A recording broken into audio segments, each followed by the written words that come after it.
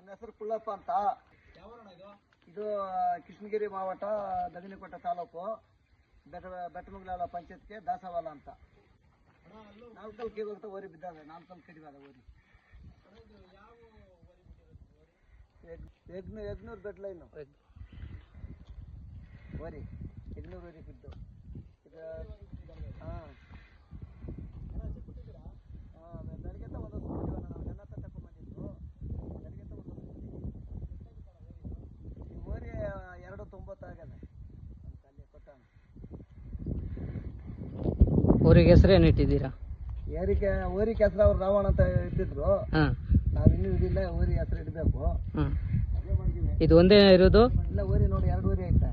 ಅದೊಂದು 270, ಅದು ಒಂದು ಇದೊಂದು 2. ಇದೇ ಅವತ್ತು ಬಂದಿದ್ದು?